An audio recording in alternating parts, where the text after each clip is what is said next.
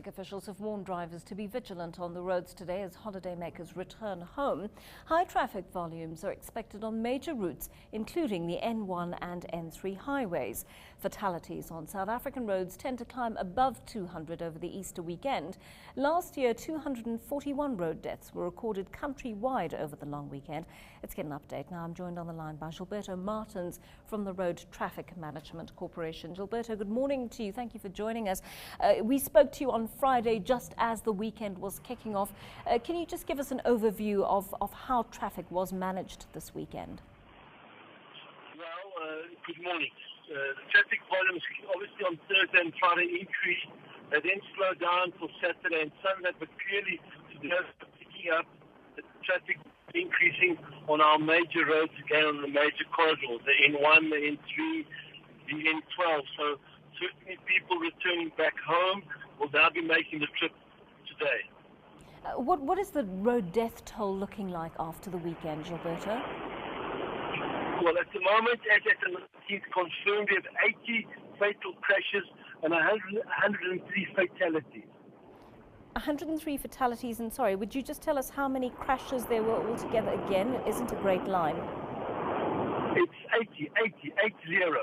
80. And were those largely involving public transport or cars? Can you just give us an indication? No, the crashes have gone across all types of vehicles. Unfortunately, when public transport is involved, the numbers tend to be higher because the vehicle may be carrying higher numbers. But certainly at the moment, we will be releasing the stats tomorrow and we'll break it down to the types of vehicles involved in these crashes. Do we have any idea which province was the worst affected? Well, at the moment, Limpopo seems to have the highest, which is 20 fatalities.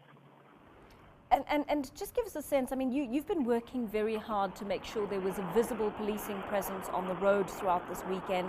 You've been encouraging drivers to take the necessary precautions on the road. Are you disturbed by this figure of 103 fatalities? Well, one death on the road is one death too many, sadly. However, what we've got to keep doing is certainly focusing on the individual as a driver to insert that inculcation of got to be responsible behind the wheel. So certainly one death is too many. But from the point of view of the RTMC, our provincial law enforcement officers and the country as a whole, this is a challenge and a fight we've got to keep taking head on to ensure we get to where we want to be, which is certainly to reduce the road fatalities on our roads. On a daily basis, not only over Easter, but for the 365 days of the year. Gilberto, we have this figure of over 200 from last year's Easter weekend. This year, I know this is not your final figure, but 103 fatalities, which is about half the number dead compared to last year. Do you feel that you are moving in the right direction with the kind of law enforcement and inculcating better habits in drivers in the last year or so?